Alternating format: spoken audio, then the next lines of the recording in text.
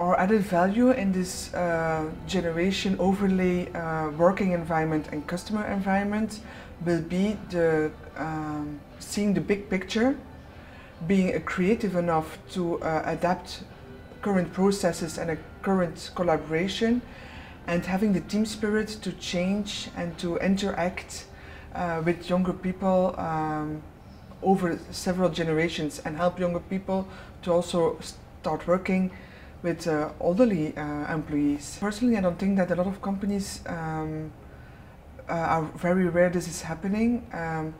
They never thought about it. They don't even question why young employees don't stay a long time or don't even apply for a job. Even in applying for a job, the processes are like very traditional. Send your CV.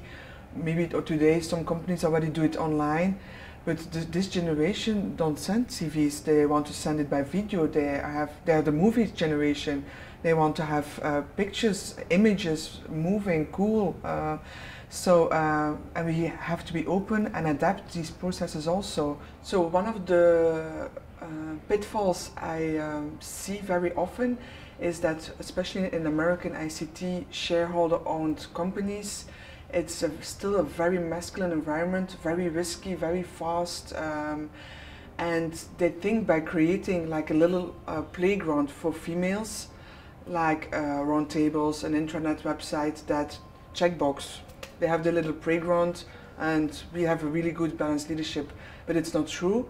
And I think it's very important we keep emphasizing with really good examples why balanced leadership is necessary. And a lot of these vice presidents and managers still think and are convinced that balanced leadership and this whole woman in their company is a female problem. It's like, oh, they have a little problem and we quickly go to solve it but it's not a female problem. It's bigger than that. It's about leadership style and getting your company to the next level. So what I started already last year is a project, we call it Speed IT. So coming back to the need that we have on those female skills and also drive a better diversity in our ICT organizations, we need to attract young talents and young female talents to our organizations.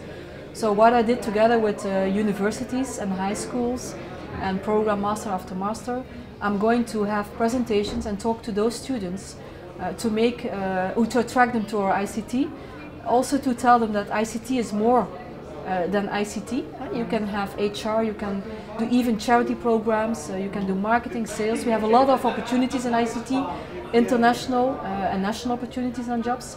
So first of all, to attract them to the ICT, but also to help them to make sure that they are better prepared and go faster into their own career. We make sure that we can mentor them, so that we guide them and help them to go faster and grow faster in their own organization. The advice that I would give to young, to women in general, but also to young people when they start in an organization, when they just have their first job, is the first thing for me is really believe in yourself, have passion in what you're doing, so follow your heart, be confident, make sure you have a plan, make sure you have a network. So it's really important that you have a network, that you know the people that can help you to the next level.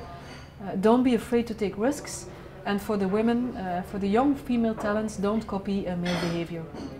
Leaders of today, of tomorrow, are social, so social, accessible, and that's where women fit. We notice earlier when people feel a little bit sick, a little bit ill, a little bit stressed. I think it's easier for us to notice things like that and to talk about it. People shouldn't see IT as a goal by itself, but they should see it as a booster, as something that can really give extra energy to the things they love. So if you look at the speed of light of everything that's changing, typically in ICT, we need to have people and a way of thinking that is different than how we've been thinking up till now. I think adding women to the equation, typically in environments that are very male, sort of brings you to that next level. Women and men, in my opinion, complement each other very well.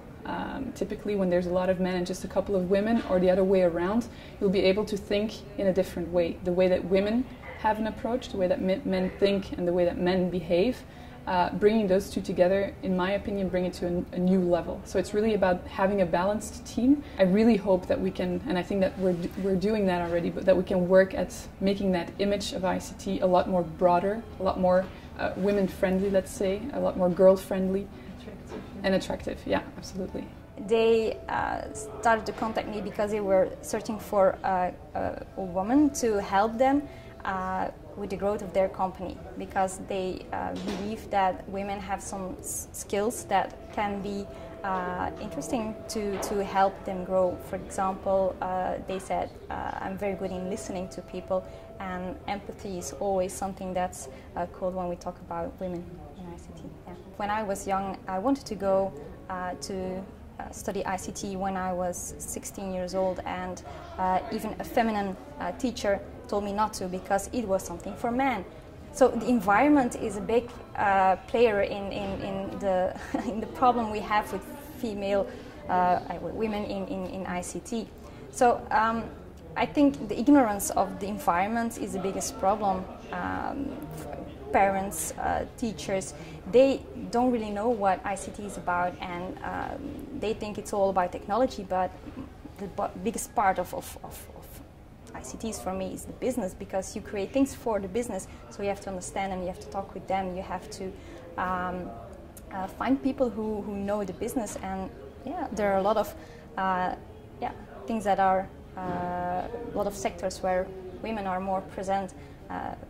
Healthcare is, I think, a very common example of where a lot of women work, and we could use their business knowledge and their experience in ICT. So then you have women in ICT without an ICT background, because that's also something important. You don't need an ICT background to work in ICT.